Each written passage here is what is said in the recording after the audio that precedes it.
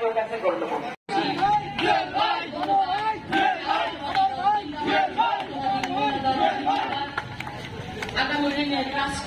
আমাদের মাঝে প্রধান অতিথি হিসেবে উপস্থিত আছেন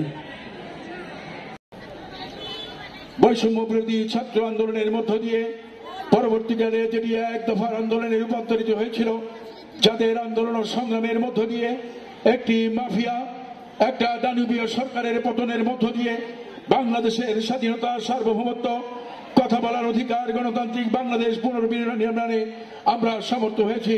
সেই সমস্ত বীর যোদ্ধাদের স্মরণ করছি।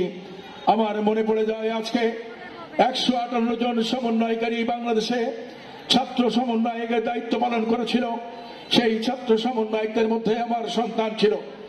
কিন্তু মীর মুগ্ধা সতীর্থদের জন্য পানি লাগবে, পানি বলে যখন রাজপথে নেমেছে, তখন তার শেখ হাসিনার লেলিয়ে দেয়া পুলিশের বুলেট তার কপালবিদ্ধ হয়ে চিরদিনের জন্য একজন মেধাবী দাদা তরুণ বাংলাদেশ থেকে, পৃথিবী থেকে বিদায় নিয়ে চলে গেছে। তাদের ইতিহাস যদি এইখানে দাঁড়িয়ে বলি, আমার চেয়েও আপনারা ভালো জানেন। তারপরে বলি, এই পেছনে ভৈরব আর রূপসা নদী দিয়ে যত পানি আছে, এই পানি যদি কালি হয় আর খুলনার সমস্ত গাছ যদি কলম হয়, শেখ হাসিনার দুর্নীতি, দুঃশাস মানুষকে কিভাবে নির্যাতন করেছিল, আমাদের বিরুদ্ধে 1,20,000 মামলা দিয়েছিল, 1,60,00,000 আসামি ছিলাম। আমরা আছেন, কেউ মামলা থেকে আমরা রেহাই পাইনি, কেউ জেলখানা থেকে আমরা রেহাই পাইনি। আমাদের কারারন্ধ্র ঠিক মতো বাড়িতে ঘুমোতে পেরেছি, এই কথাটি কেউ বুকে হাত দিয়ে আমরা বলতে পারবো না।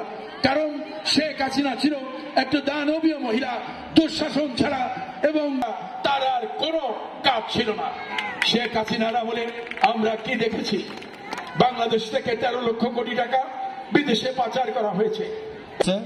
আজকে 22 নম্বর ওয়ার্ড, এই ওয়ার্ডের আজকের সম্মেলন।